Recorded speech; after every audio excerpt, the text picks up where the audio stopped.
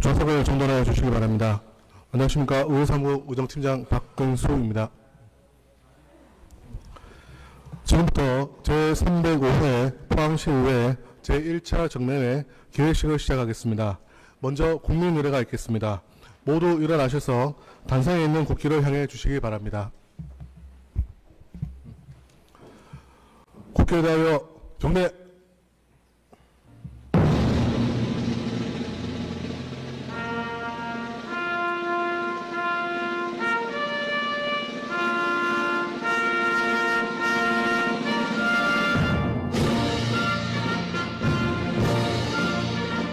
나는 자랑스러운 태극기 앞에 자유롭고 정의로운 대한민국의 무궁한 영광을 위하여 충성을 다할 것을 굳게 다짐합니다.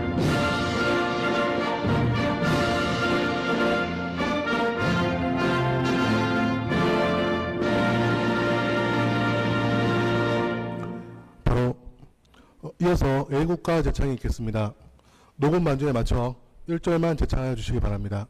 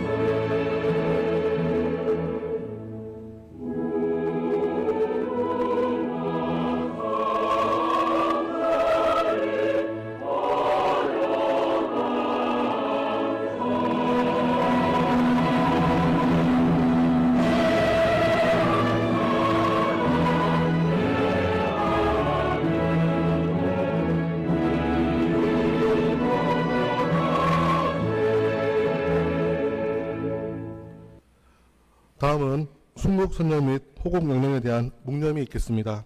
일동 묵념.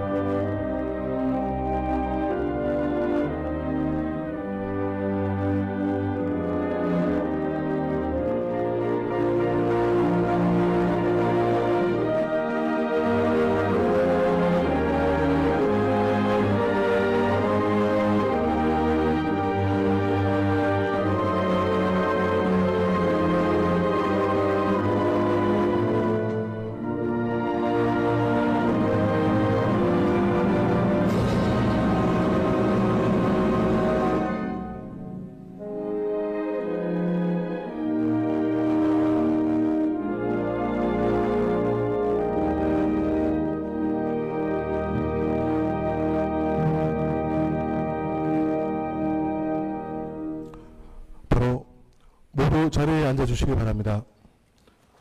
다음은 백인규 의장님께서 개회사를 하시겠습니다.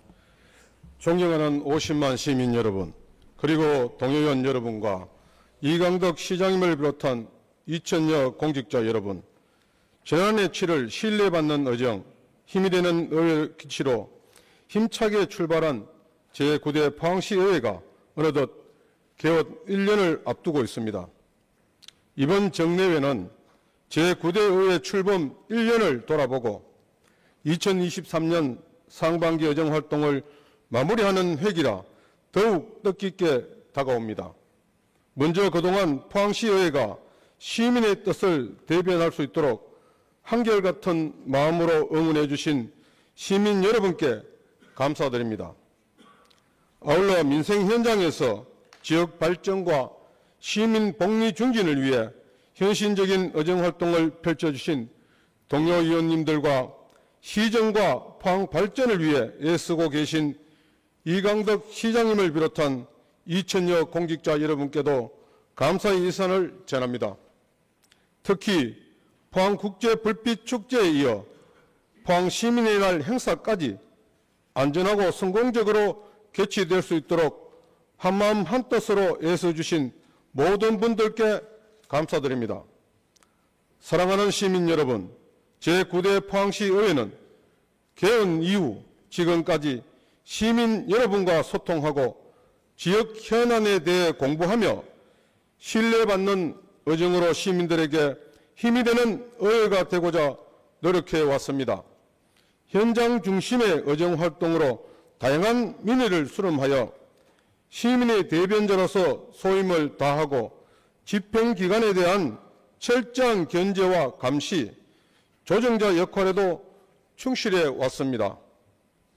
기업 유치를 통한 지역 경제 활성화와 일자리 창출, 시민 복지 증진 등 지역과 시민을 위한 내실 있는 정책 마련을 위해 노력하였으며 흰남노 태풍 피해 복구, 포스코 지주사 및 미래기술연구원 포항 이전 등 지역 현안 해결에도 앞장서 왔습니다.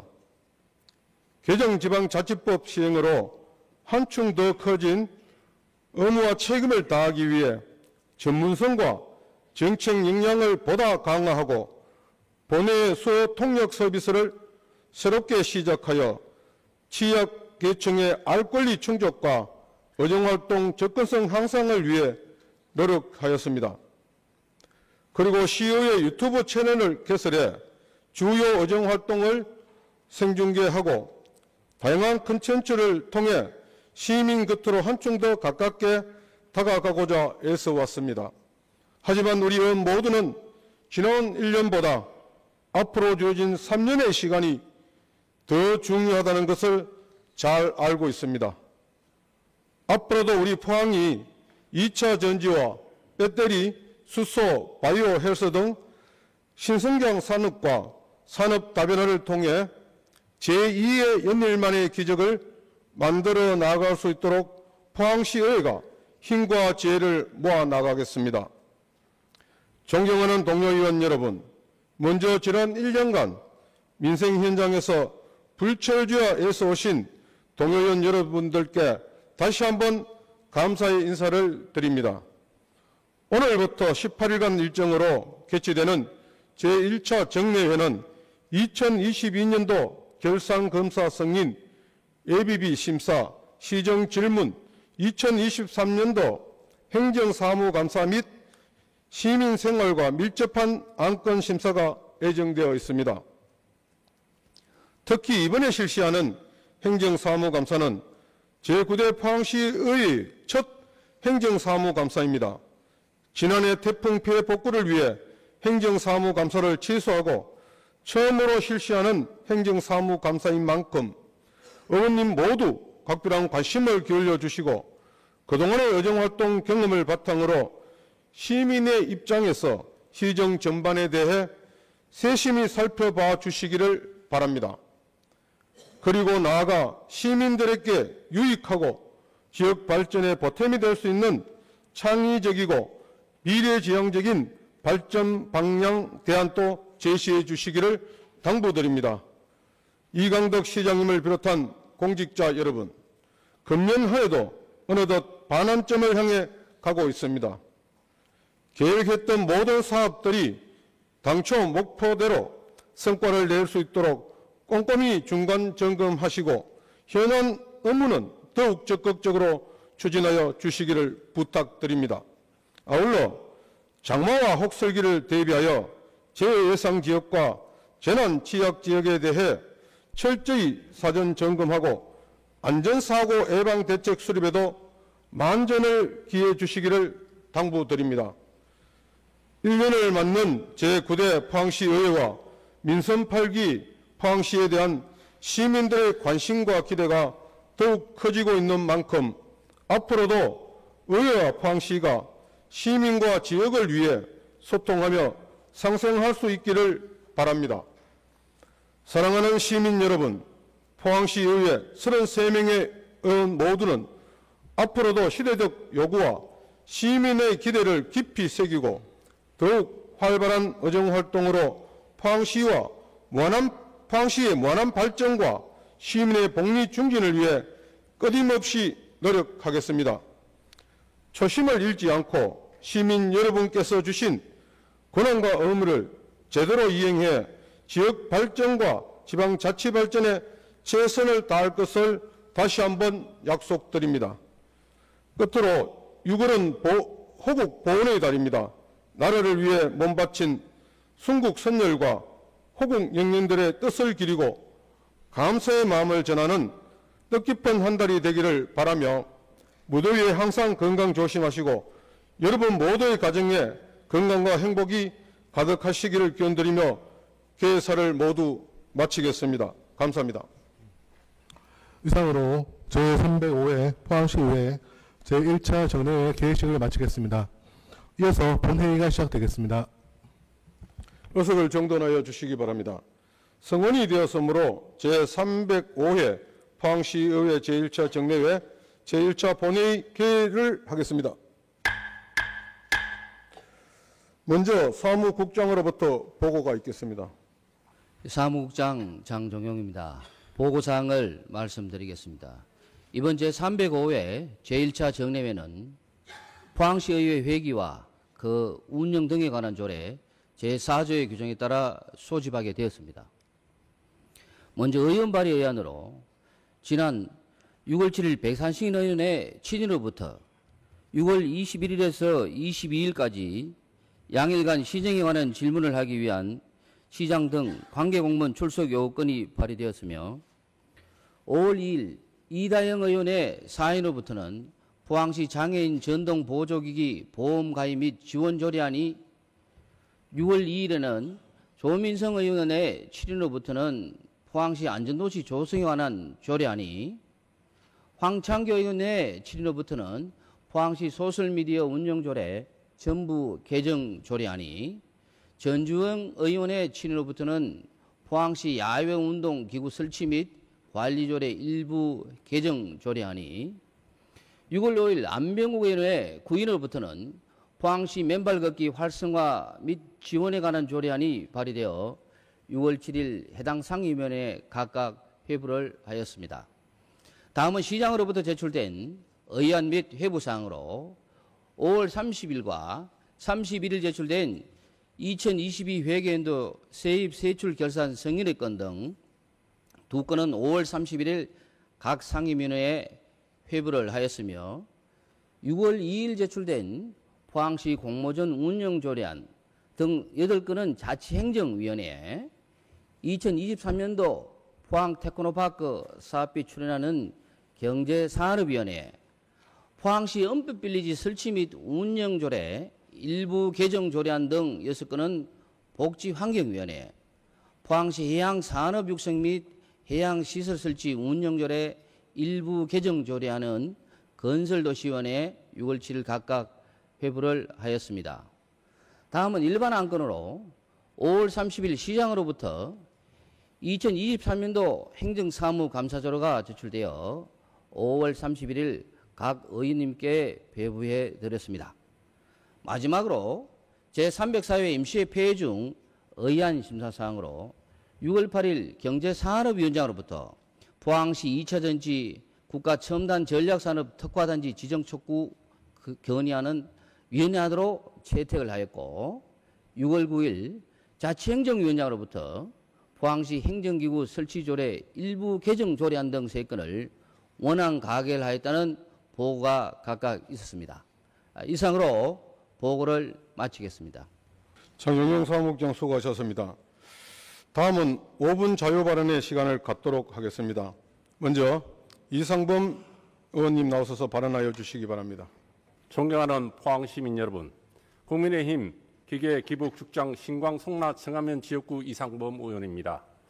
본위원에게 5분 발언의 기회를 주신 존경하는 백인규 의장님과 선배 동료 의원님께 감사를 드립니다. 아울러 이강덕 시장님과 이천여 공직자 여러분께도 감사의 말씀을 드립니다. 지난 300일의 제2차 정례회 당시 해양 레포츠 개발 관련 시정질문 답변은 전체적으로 일으킬 수 있는 목표를 세우고 체계적으로 추진하겠다는 답변을 하셨습니다. 그 방안으로 포항시는 2023년 3월 권역별 해양 레포츠 특성화 벨트 조성사업의 하나인 포항국제 서핑 특화 지구 기본 구상 및 타당성 용역을 진행 중인 것으로 알고 있습니다. 현재 용안리 국한되어 있는 서핑 활성화 지점을 칠포, 월포까지 확장함으로써 해양 스포츠 인구를 증가시키고 전반적인 해양 레포츠를 만들기 위해 노력하고 있는 것으로 알고 있습니다. 오늘 본의원은 3대 서핑 포인트인 용안리의 버금가는 서핑 환경을 갖춘 월포 서핑 포인트 활성화 방안에 대하여 발언하고자 합니다. 강원 양양, 부산 송정, 더불어 3대 서핑 성인지인 용안리는 바람과 파도의 세기가 좋아 계절 관계없이 서핑을 즐길 수 있는 전국의 서핑 동호인들이 발길을 끊이지 않는 곳입니다. 하지만 편의시설 부족으로 인해 이용자들의 불편이 있지만 2022년 용안 서핑 비치 센터의 건립을 통해 이를 해결하고 더불어 국제대회 및 각종 대회 개최를 통해 스포츠 관광객을 발길을 불러왔습니다. 천혜 해변으로 꼽히는 월포 해수욕장은 1.2km에 달하는 백사장과 서핑을 즐기기에 적당한 파도와 바람으로 많은 서핑 인구들이 매년 찾고 있습니다. 하지만 화장실 및 샤워 시설이 비롯한 편의시설이 매우 부족합니다. 이는 용안리 서핑 비치센터 설치 이전에 발생했던 문제와 매우 흡사합니다. 이에 본의원은 포항시의 월포 서핑 비치센터 건설을 제안합니다.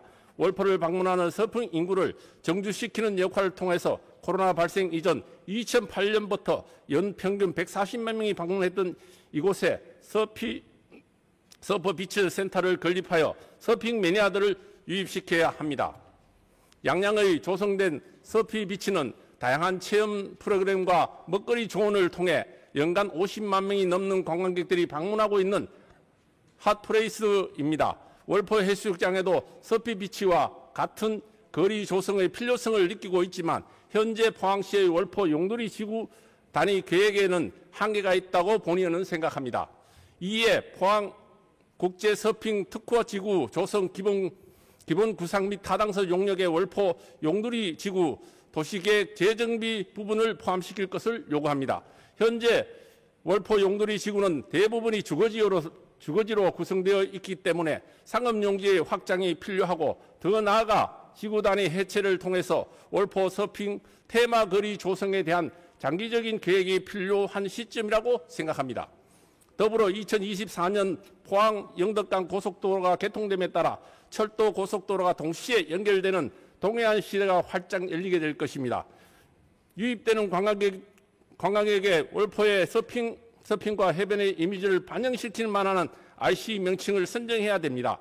고속도로 시설물 명칭은 통상 설계 건설 단계에서 임시 명칭을 사용하고 준공 1년 전 시설물 소재한 지자체의 의견 수렴을 및 협의를 거쳐 한국도로공사 시설물 명치 심의위원회에서 최종 선정됩니다. 포항시에서 적극적인 주민의 의견 수렴을 절차를 통해 북포항 IC 현재 명칭을 수정할 필요가 있다고 생각합니다. 포항 영덕 고속도로가 완공되기 전 북포항 IC를 월포 해변 IC 또는 월포 서핑 IC로 수정을 통해 누구나 쉽게 관광지를 찾을 수 있도록 유입해야 된다고 생각합니다. 월포는 서핑 산업을 발전시킬 만한 훌륭한 하드웨어를 가지고 있습니다. 올 9월 포항 수서간 SRT 개통을 인해 포항의 서울 강남 간의 이동 시간이 단축될 예정입니다. 월포역은 포항 KTX역과 연계 환승 가능하기 때문에 수도권에 있는 서핑 인구들을 월포로 유입시킬 수 있는 절호의 기회입니다. 포항시는 의지를 가지고 경쟁이 있는 전략을 통해서 성공적인 국제 서핑 특화 지구를 조성하여 서핑의 대표적인 도시로 이끌어 나가길 기대합니다. 지금까지 경청해 주신 여러분께 감사의 말씀을 드립니다. 감사합니다. 이상범 의원님 수고하셨습니다. 다음은 전주영 의원님 나오셔서 발언하여 주시기 바랍니다. 존경하는 포항시민 여러분 안녕하십니까. 더불어민주당 죽도중앙양학동 지역구 전주형 의원입니다. 먼저 본 의원에게 5분 자유 발언의 기회를 주신 백인규 의장님과 김일반 부의장님 그리고 선배 동료 의원님들께 감사의 말씀을 드립니다. 또한 이강덕 시장님을 비롯한 지금까지 명품 장내 문화공원을 조성하기 위해 노력해온 추모공원 설립 추진위원회 위원분들과 복지부 공무원을 비롯한 2,000여 공직자 여러분의 노고에 감사의 말씀을 드립니다. 본 의원은 포항시에서 추진하고 있는 명품 장례 문화공원의 현 실태와 한계점, 한국의 전통 문화의 역사적 변천 과정에 대한 고찰과 태도 및 의식의 변화 양상을 통해 추모공원에 대한 시민들의 긍정적인 인식의 개선, 명품 장례 문화공원 홍보에 다양한 방안을 제시하고자 합니다. 현재 포항시에서 운영하는 화장장은 1941년 일제강점기 시절 만들어진 우현동 화장장과 1978년 구룡포 화장장이 만들어졌으나 화장시설의 낙후와 부족이 계속되고 있으며 무용고 사망자의 경우 공설 종합 장사 시설이 없어 구미, 경주 등에 안치하고 있습니다. 이에 포항시는 2019년부터 종합 장사 시설 건립 필요성에 따라 추모공원 건립을 추진하여 왔습니다. 포항시에서는 장사 시설에 대한 인식 개선과 주민들의 염려하는 경제적 불이익을 해소하기 위해 명품 장례 공원에 대한 홍보 영상 제작 및 경제적 인센티브 제공과 일자리 창출을 약속하고 있습니다. 명품 장례 문화공원에 대한 홍보 영상을 보면 유럽, 미국 등에서는 도심 속에 추모공원이 시민들에게 문화예술의 공간과 쉼터가 되고 있음을 소개하고 있습니다. 즉 영상에서는 외국의 사례만 장황하게 언급하여 8분간의 영상 중 한국의 전통 장례 문화에 대한 태도와 인식에 대한 언급은 전혀 없습니다. 사전에 우리 전통 상례에 대한 고찰이 부족하지 않나 생각됩니다. 그대로 우리는 생과 사를 단절적인 것이 아니라 하나의 연속으로 보았으며 유한한 생명의 관념적 연장 형태로서 사후세계를 믿었습니다.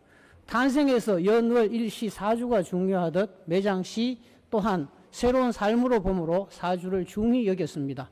마땅히 전통의 상장례를 바르게 알림으로써 장사시설 유치에 긍정적인 인식을 갖도록 노력해 주시기를 주문드립니다. 다음으로 한국의 전통 장례 중 현재 가장 많이 왜곡이라고 여겨지는 삼배 수위에 대해 말씀드리고자 합니다.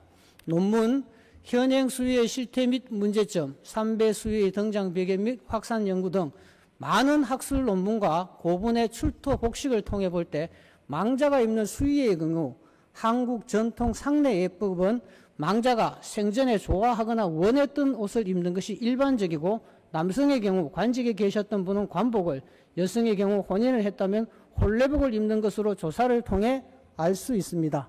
즉 망자에게는 비단, 모시, 무명 등 고운 옷감의 천으로 화려하고 아름다운 날을 추모하고 기억하는 옷을 입혔고 삼배옷은 망자의 가족이 죄인임을 형상화하기 위해 입거나 가난으로 인한 어쩔 수 없는 선택이었습니다. 정리하자면 삼배수위는 전통 장례 문화 어디에도 없는 국적 없는 문화입니다. 이는 1934년 당시 조선 총독 우가키 가스시계가 의례 준칙을 통해 비단과 명주 사용을 금지하고 삼배수위를 입도록 규정함으로써 더욱 공고화되었습니다.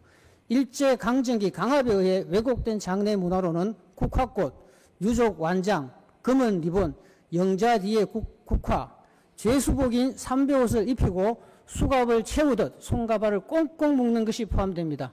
현재의 국적 없는 장례 문화, 왜곡된 장례 문화를 바로 세우고 장례 문화의 주권을 찾는 계기가 되기를 바랍니다. 선조들이 아름다운 날 좋은 기억을 가슴에 품고 꽃가마 타고 하늘 여행을 떠나는 전통을 되돌아볼 때 장례시설과 문화는 우리에게 기피 시설이 아님을 다시 한 번 더 상기해야 합니다. 다음은 현대사회 장례 문화의 급격한 변화입니다. 1993년 화장률이 19.1%에 불과했지만 2022년 91.6%에 이르게 됨을 통계치로 알 수 있습니다. 더불어 장례문화 역시 봉안, 자연장, 산분장, 매장 등 다양한 형태로 변화하고 있습니다. 고인을 추모하는 공간 또한 묘지 등 장묘 중심의 성묘 추모의 가상공간, 온라인 추모 등 다양한 방법으로 활성화되고 있습니다. 이처럼 장사 환경은 저출산, 고령화 및 1인 가구의 증가에 따라 급변하고 있으며 사망자 수는 2020년 31만 명에서 2070년 70만 명으로 증가할 예정입니다. 포항이 추진하고 있는 명품 장례공원이 변화하는 장례문화, 다양한 시대적 요구에 부응하고 한국의 상장례 문화를 올바르게 선도하는 계기가 되어 정말 명품 장례문화공원이 조성되기를 주문드리며 본 의원의 5분 자윤을 마치겠습니다. 경청해 주셔서 감사합니다. 전주영 의원님 수고하셨습니다. 다음은 김성조 의원님 나오셔서 발언하여 주시기 바랍니다. 안녕하십니까. 포항시 장성동 지역구 김성조 의원입니다. 먼저 해도동 조민성 위원장 지역구고 오천읍, 박칠용, 임주희, 함정의 의원님 지역구입니다. 해서 그 본의원이 우리 건설도시위원회 싱가포르 공무연수 다룬 내용을 한번 밝혀보겠습니다. 시작하겠습니다. 건설도시위원회는 지난 5월 8일부터 5월 14일 7일간 싱가포르와의 유알레 시티 갤러리, 마리나 베라지 등 주요 기관 방문 및 가든스 오브 마이 더 베이, 리버 원더스 보타닉 가든, 핸더슨 웨이브 브릿지, 말레이시아의 푸트라자야 컨벤션 센터, 스마트 터널, 페르나스 대윈 타워 등 주요 시설 견학 및 현장 시설 위한 국외 방문을 마쳤습니다. 싱가포르의 도시개발청은 10년마다 컨셉 플랜을 세우고 5년마다 세부적인 마스터 플랜을 계획하여 도시를 효율적으로 관리하고 있습니다. 국외 활동 사진도 한번 봐주세요. 6월 내 시티 갤러리 운영을 통해 싱가포르의 과거, 현재, 미래의 모습을 볼 수 있으며 도시계획 모형을 전시하여 시민들의 국가 계획에 대한 이해도를 높이고 참여를 유도하고 있는 점이 인상적이었습니다. 싱가포르 강수량은 풍부하지만 싱가포르의 물수요 약 40%를 말레이시아에서 수입하고 약 20%를 빗물로 충당하고 있습니다. 싱가포르는 말레이시아와 장기 공급 협약이 만료되는 2061년까지 물 공급을 자체적으로 해결해야 합니다. 아니면 말레이시아로부터 지금보다 60배가 넘는 금액으로 물을 공급받아야 합니다.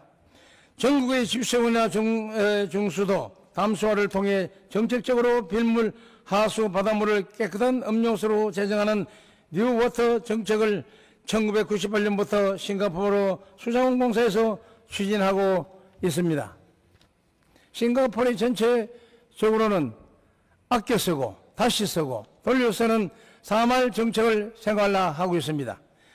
마리나 해협 입구를 가로질러 건설된 마리나 베라지는 싱가포르에서 15번째로 지어진 댐으로 폭 350m, 집수 면적 1만 헥타르에 달하는 싱가포르에서 가장 큰 저수지입니다. 물이 부족한 싱가포르의 담수 확보와 홍수 조절을 위해 설치되었지만 옥상에는 정원이 있어 시민들이 여가를 보내기 위해 즐겨 찾는 장소이기도 합니다. 항사댐 방호나 현재 사진을 한번 잘 봐주시면 되겠습니다. 우리나라의 댐은 담수 확보나 홍수 조절의 공공기능만을 가져 일반 시민이 찾는 경우가 드문데 우리 시에서 항사댐 조성 시 싱가포르의 옥상 정원 등을 참고하여 또 하나의 지역 명소를 만들 수 있지 않을까 싶습니다. 그리고 2014년 1월 준공된 포항운하는 포항시 송도동과 죽도일동 사이에 있는 동빈대교와 형산강을 남북으로 있는 물길로 총 길이 1.3km이나 바닷길과 연결하면 판례지 10km의 운하입니다. 예물길과 생태 환경을 복원하여 시민들의 공원이자 새로운 관광명소로 탄생한 이곳은 도시 사이로 흐르는 물길을 따라 고조를 타고 낭만을 즐기기도 합니다. 포항운하는 기존에 없었던 물길을 인공적으로 만드는 것이 아니고 전에 있던 물길을 복원해 옛 모습으로 찾으면서 자연스러운 운하가 만들어진 것인데 이러한 포항운하의 강둑을 높이고 넓히고 야간 경관 조명 등을 시설을 보강하여 포항운하를 활성화해야 합니다. 화면을 보듯이 조명, 크루즈선, 상가, 얼루진, 싱가포르, 리버, 운하처럼 세계적으로 운하를 활성화해야 합니다. 그리고 현재 많은 사람들이 포항운하의 존재는 인지하고 있으나 가까운 곳에 크루즈 선착장이 있다는 사실을 모르고 있는 경우가 많습니다. 점차 포항운하 크루즈 탑승객이 줄을 열고 있는 상황에서 크루즈 또한 활성화할 필요가 있습니다.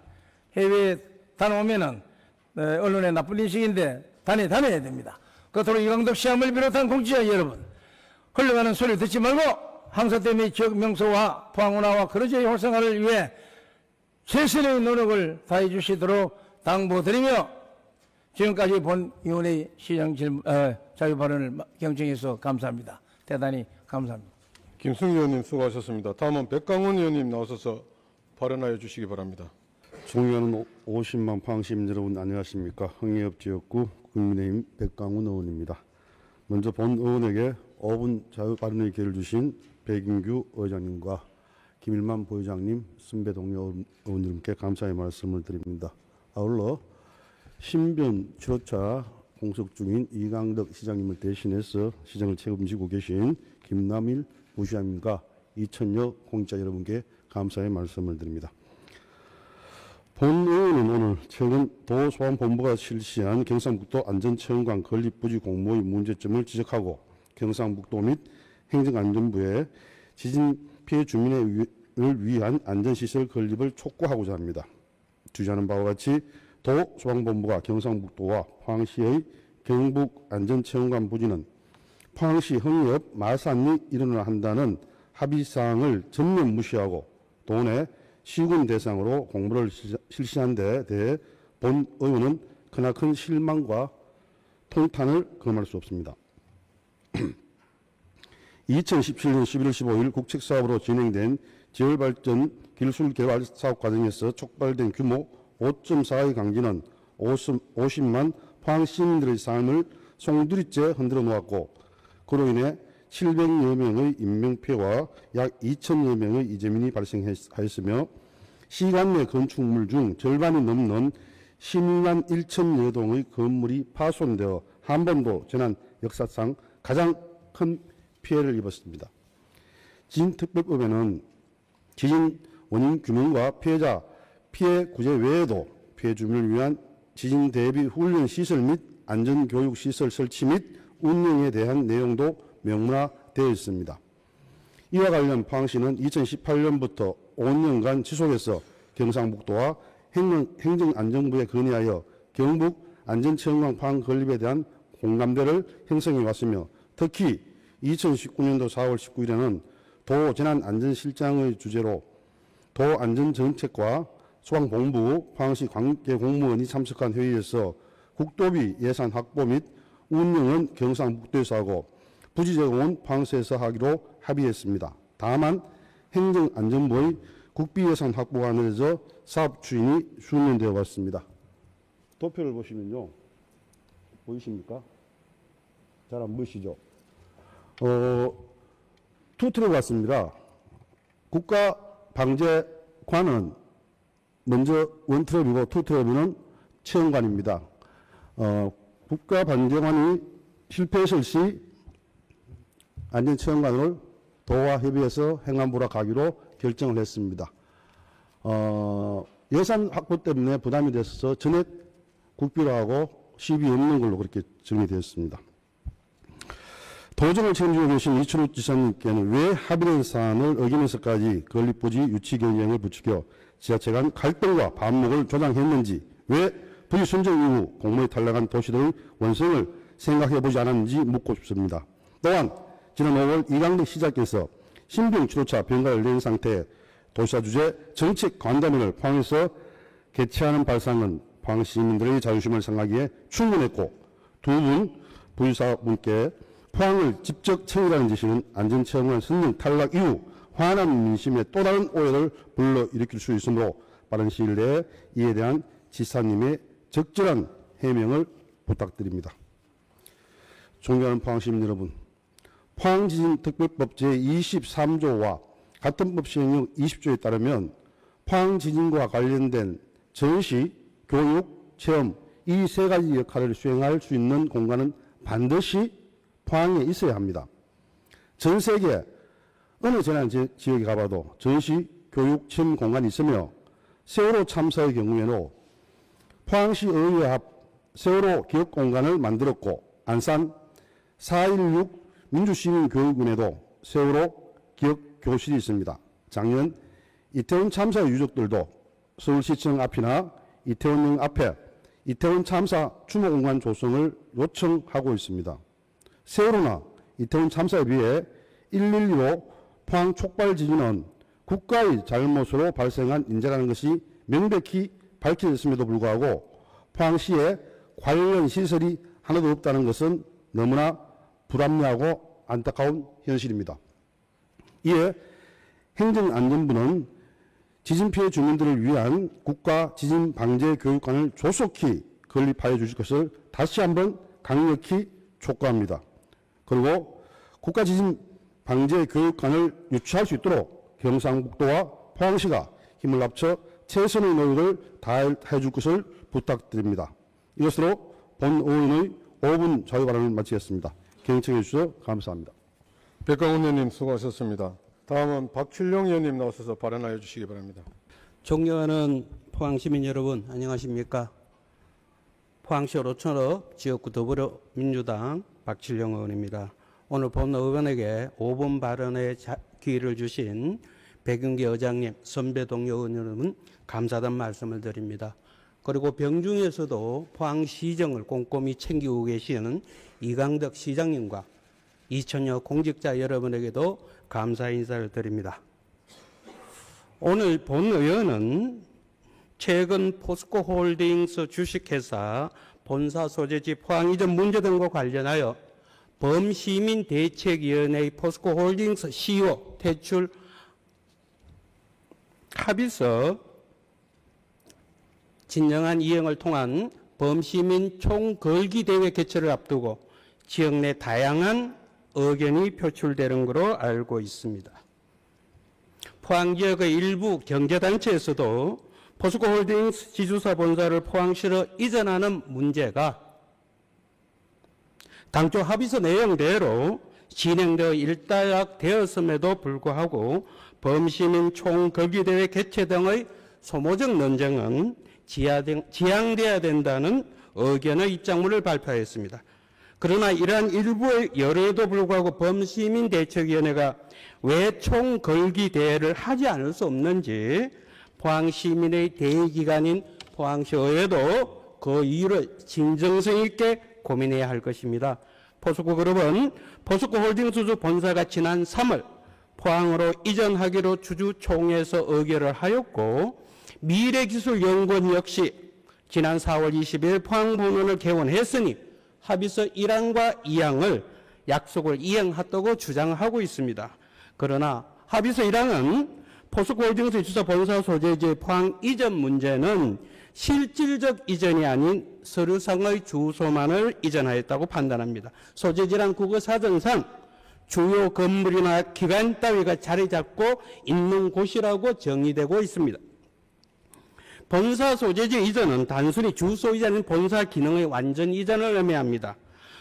예를 들겠습니다. 부동산 이전 동께서도 주소지만 이전하고 실거주를 하지 않으면 위장 전입이라고 하여 고위공직자 인사청문회 단골 이슈가 되어 낙마의 원인이 되기도 합니다. 합의서 2항 미래기술연구원 포항본원 설치에 대해서도 포항산업광연구원 건물 일부를 임대 리모델링한 임시방편의 형식적인 포항본원 거책에 거치고 있습니다.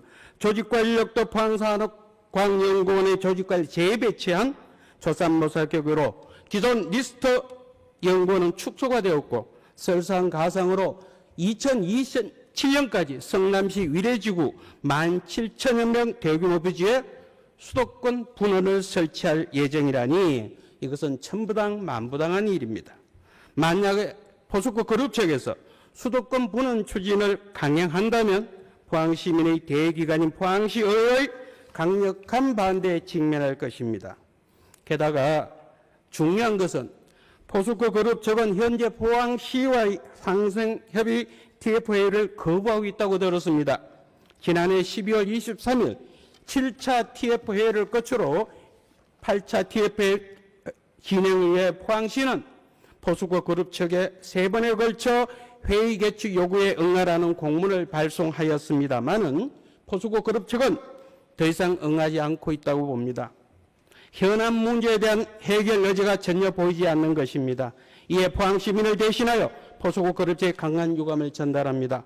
앞서 언급했던 일부 경제단체들은 나름의 사정이 있었겠죠. 포수고 그룹체의 입장을 대변한 듯 보여집니다. 그러나 지난해 2월 결성 이래 1년 4개월간 범대가 우리 포항의 미래를 위해 노심초사 노력했던 점을 상기하신다면 진정 범대가 무엇 때문에 이번 총걸기대회를 강행하는 다시 한번 깊이 헤아려 보아야 할 것입니다.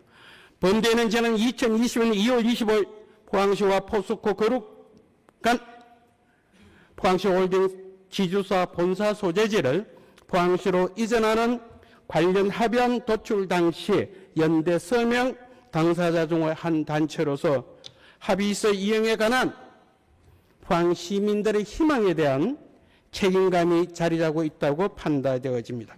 포스코 그룹 측도 사고의 전환이 필요하다고 여겨집니다. 지역사회와의 일체의 의견 교환도 없이 이루어진 각종 행위들 다시 한번 되돌아봐야 할 것입니다. 이청덕십 귀 기울여 경청하는 일은 사람의 마음을 얻는 최고의 지혜라는 말이 있습니다. 이제는 대립과 반목을 뛰어넘어 포항시와 포스코 그룹이 함께하는 지속 가능한 미래 발전을 위해 상호 간 진정한 소통으로 다시금 상생의 지혜를 발휘할 시기입니다. 5분 자유 발언을 마치겠습니다. 경청해 주셔서 감사합니다. 박철영 의원님 수고하셨습니다. 다음은 박의정 의원님 나오셔서 발언하여 주시기 바랍니다. 사랑하는 포항시민 여러분 안녕하십니까. 효곡 대이동 지역구 출신 더불어민주당 박희정 의원입니다. 5분 자유 발언의 기회를 주신 백인규 의장님을 비롯한 선후배 및 동료 의원 여러분께 감사드립니다. 지난 4월 감사원이 발표한 포항시 시내버스 불법 특혜 및 보조금 부당 청구 감사 보고서는 우리 지역사회에 큰 충격을 주었습니다. 본연 또한 많이 놀랐지만 과다 지급한 보조금이 62억 4천만 원이나 된다는 사실과 함께 그 과정에서 부당 지시가 있었다는 감사 결과가 발표된 지금이야말로 오래 묵은 시내버스 문제를 반성하고 개선해야 할 시기라고 생각했습니다. 그러나 시내버스 문제가 엉뚱하게 지역 정치권의 뒷담화 같은 차원에서 회자되고 문제 해결보다는 덮기에만 급급해 보이는 포항시의 태도를 보며 큰 실망감을 느꼈습니다. 이번만큼은 시내버스 문제에 대해 제대로 된 해법을 찾아야 합니다. 이를 위해 시내버스 정책의 중요 전환점이 되었던 사례 한 가지를 살펴보겠습니다.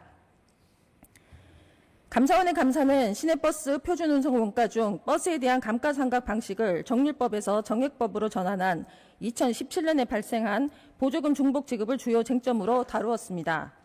감가상각 방식 중 일정한 비율을 공제하는 정률법이든 해마다 일정한 금액을 공제하는 정액법이든 취득 원가를 초과하는 보조금이 지급되어서는 안 됩니다. 하지만 2017년 정액법을 적용하면서 잔존가치가 아닌 버스의 최초 취득원가로 감가상각을 적용해 보조금이 중복 지급되고 결과적으로 취득원가를 넘어서는 문제가 발생할 수도 있었습니다.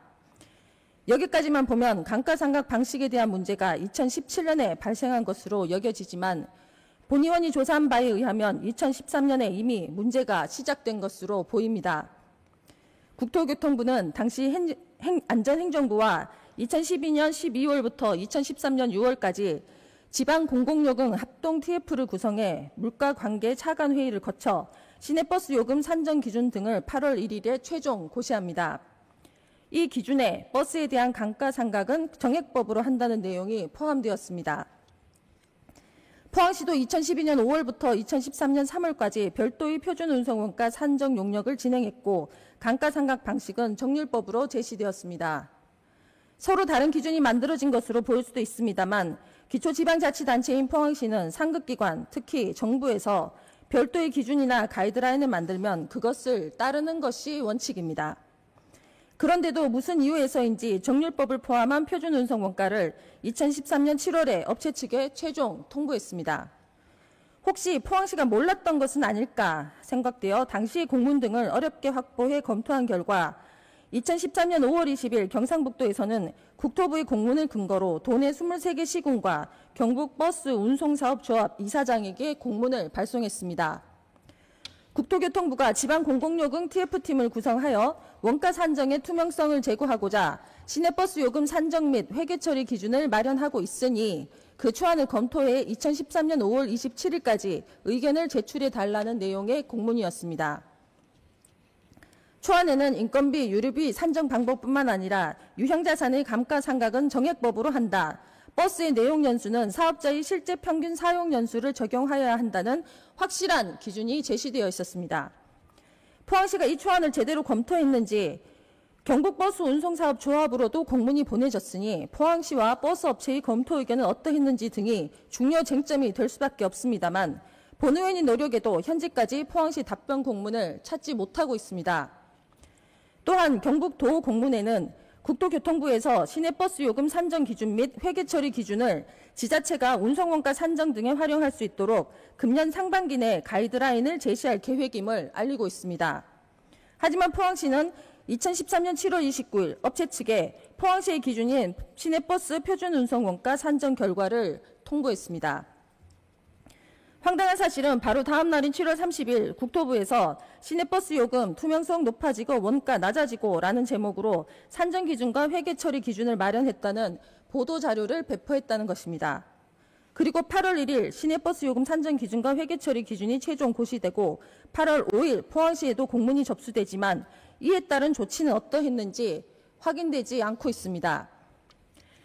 정부의 아주 작은 지침 하나도 지자체의 조례보다 강력한 힘을 발휘하기 때문에 국토부의 기준을 적용받고 싶지 않아서 고시 직전에 결정해버린 것은 아닌지 의아스럽기만 합니다. 10년이나 된 문제이지만 포항시는 당시 상황을 조사해 국토부의 기준을 적용하지 않은 이유를 시민들에게 분명하게 밝혀야 합니다. 그렇지 않다면 추가 발언이 이어질 수밖에 없다는 점 말씀드립니다. 의회 차원에서도 시민의 상식을 충족시키기 위한 강력한 조치가 필요하다는 말씀드리며 이상 발언을 마치겠습니다. 경청해 주셔서 감사합니다. 박희정 의원님 수고하셨습니다. 여설정 제1항 제305회 포항시의회 제1차 정례회 회기 결정의견을 상정합니다.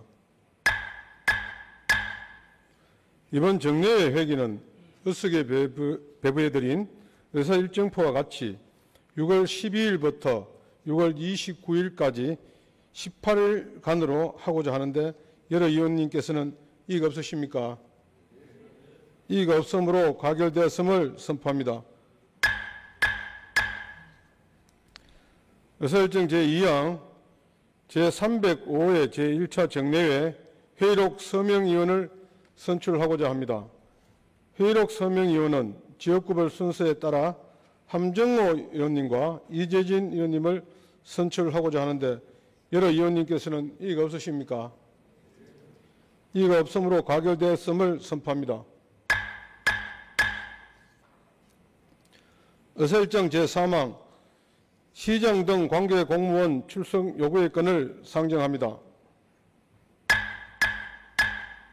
본건은 6월 7일 배상신 의원 외 7인으로부터 시정에 관한 질문을 하고자 6월 21일과 22일 이틀간 시장 등 관계 공무원의 본회 출석을 요구하고자 하는 것입니다. 이에 대하여 여러 의원님께서는 이의가 없으십니까? 이의가 없으므로 가결되었음을 선포합니다. 의설정 제4항 포항시 행정기구 설치조례 일부 개정 조례안 의설정 제5항 포항시 지방공무원 정원조례 일부 개정 조례안 의사일정 제6항 포항시 사무위임조례 일부 개정 조례안 이상 3건을 일괄하여 상정합니다. 박희정 자치행정위원장님 나오셔서 심사보고하여 주시기 바랍니다. 자치행정위원장 박희정 의원입니다. 이번 제304회 포항시의회 임시회 폐회 기간 중 우리 위원회에서 심사한 3건의 안건에 대해 심사보고 드리겠습니다. 심사 경과, 주요 내용, 전문위원 검토보고 요지 등은 의석에 배부하여 드린 자료를 참고하여 주시기 바라며 제안 이유와 심사 결과만 간략하게 보고 드리겠습니다. 먼저 포항시 행정기구 설치조례 일부 개정 조례안입니다. 본 개정 조례안은 급변하는 미래 환경에 적극적으로 대비하기 위하여 디지털 및 데이터 기반 미래 신산업 전담기구를 신설하고 한시기구 기한 만료 등 행정 여건 변화에 따른 효율적 조직체계 구축을 위해 기구를 조정하고자 하는 것으로 심사 결과 원안 가결하였습니다. 다음은 포항시 지방공무원 정원조례 일부 개정 조례안입니다. 본 개정 조례안은 한시기구의 폐지, 부서 신설 등 행정기구 개편 사항을 반영하여 조직, 인력을 효율적으로 운영하고자 하는 것으로 심사 결과 원안 가결하였습니다. 다음은 포항시 사무위임조례 일부 개정 조례안입니다. 본 개정 조례안은 행정기구 개편에 따른 위임 사무의 소관부서 명칭 변경 및 부서 조정 사항을 반영하고 상위 법령 개정에 따른 사무의 내용 및 근거 법령을 정비하여 위임 사무의 권한과 책임을 명확히 하고자 하는 것으로 심사 결과 원안 가결하였습니다. 이상 보고드린 3건의 안건이 우리 위원회의 안대로 의결될 수 있도록 의원 여러분의 협조를 당부드리면서 심사 보고를 마치겠습니다. 감사합니다. 박희정 위원장님 수고하셨습니다. 먼저 포항시 행정기구 설치조례 일부 개정 조례안에 대하여 여러 의원님께서는 이의 없으십니까? 이의 없음으로 가결되었음을 선포합니다. 다음 포항시 지방공무원 정원조례 일부 개정 조례안에 대하여 여러 의원님께서는 이의가 없으십니까?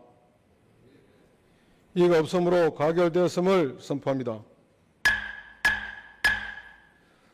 다음 포항시 사무위임조례 일부 개정 조례안에 대하여 여러 의원님께서는 이의가 없으십니까? 이의가 없음으로 가결되었음을 선포합니다. 의사일정 제7항 포항시 2차 전지 국가첨단 전략산업 특화단지 지정 촉구 건의안을 상정합니다. 이상범 경제산업위원장님 나오셔서 제안 설명하여 주시기 바랍니다. 경제산업위원장 이상범 의원입니다.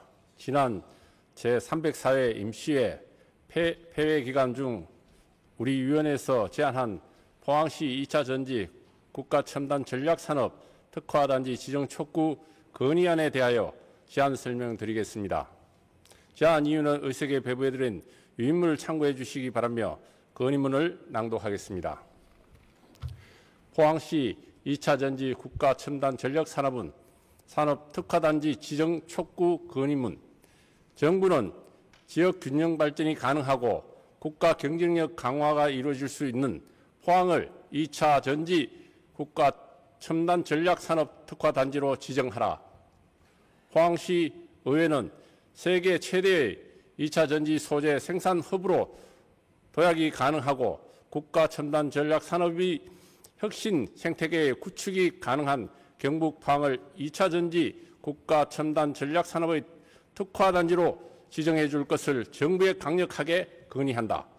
미국, 중국, EU 등 세계 주요 국들은 미래 산업의 패권을 좌우할 2차 전지, 반도체 등 첨단 산업에 대한 투자와 지원을 확대하고 자국의 산업을 보호하기 위한 경쟁력을 치열하게 펼치고 있다. 우리나라도 전략산업의 육성과 기술 주도권을 확보하기 위해 국가 첨단 전략산업 특별법을 제정하고 2차 전지, 반도체, 디스플레이를 전략 기술로 지정하면서 국가적 차원에서 대응하고 있다. 특히 2차 전지, 반도체 등 첨단 전략 산업의 세계 시장에서 우위를 수정하고 국가 경쟁력 강화를 위한 국가 첨단 전략 산업 특화단지 지정에 나서고 있다. 우리 포항은 양극재 글로벌 생산 1위의 입지와 국내 유일의 양극재 전주 산업의 산업 생태계 구축, 대규모 기업 투자를 내세워 2차 전지 분야에 도전장을 던지고 총력을 다하고 있다. 현재 포항에서 생산되는 양극재 15만 톤은 국내 최다 수준으로 2030년까지 연간 100만 톤까지 생산이 가능할 것으로 전망되고 있어 2차 전지 소재 공급망 안정을 위해 최적지이자 국가 첨단 전략산업 특화 단지로 포항이 중추적 역할을 할 것이다. 블루베리 국가 산단과 영일만 일반 산단은 에코프로, 포항, 포스코, 푸체엠 등 선도 기업이 생산 시설을 직접 하면서 2차 전지 특화 단지로 거듭나고 있으며 2027년 14조 원의 투자 확정되어 있어 앞으로 발전 가능성과 확장성까지 두루 갖추고 있다. 포항은 양극재와 음극재를 동시에 생산하는 세계 유일의 도시로서 소재 수출입이 가능한 영일만 항과 포스텍, 가속기 등 세계적 수준의 연구개발 인프라와 전문 인력 수급이 용이한 기반도 보유하고 있다. 뿐만 아니라 지방에서 최초로 2차 전지 산업 육성 관련 조례를 제정하고 국제 컨퍼런스 개최, 전담부서 신설, 산학 연관 퍼포먼스 출범 등 2차 전지 산업 육성을 위한 지자체의 노력의 의지는 매우 탁월하고 지역의 염원은 뜨겁다. 2차 전지가 전기차에서 들어가는 핵심 부품이자 국가의 미래 경쟁력을 좌우하는 산업의 척도로까지 성장하고 있어 우리나라가 세계 시장에서 경쟁력을 갖추기 위해서는 2차 전지 핵심 소재에 특화된 포항이 국가 첨단 전략산업 특화 단지에 준비된 땅임을 명심해야 한다. 포항시 의회는 철강을 넘어 2차 전지로 국가 발전의 새로운 출발점이 될 수 있는 포항이야말로 2차 전지 산업의 혁신 생태계 조성에 최적임을 재차 강조하면서 특화단지 지정을 바라는 50만 시민의 염원을 담아 다음과 같이 강력히 촉구한다. 하나, 정부는 2차 전지 산업으로 지역 균형 발전이 가능하고 국가 경쟁력 강화에 이루어질 수 있는 기회의 땅 포항을 2차 전지 국가 첨단 전략 산업의 특화 단지로 지정하라. 2023년 6월 10일 포항시 의회 의원 일동. 이상 보고드린 건의문이 우리 위원회 안대로 가결될 수 있도록 의원 여러분들의 협조를 당부드리며 제안 설명을 마치겠습니다. 감사합니다. 이상범 위원장님 수고하셨습니다. 포항시 2차 전지 국가 첨단 전략산업 특화단지 지정 촉구 건의안은 경제산업위원회에서 제안한 대로 하고자 하는데 여러 의원님께서는 이익 없으십니까? 이익 없음으로 가결되었음을 선포합니다. 다음은 회의를 결의하고자 합니다.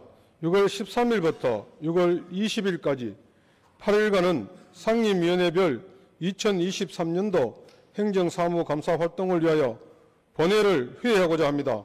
여러 의원님께서는 이익 없으십니까? 이익 없음으로 가결되었음을 선포합니다. 제2차 본회의는 6월 21일 수요일 오전 10시 30분에 개의하여 시정에 관한 질문을 하도록 하겠습니다. 오늘 이것으로 사내를 선포합니다.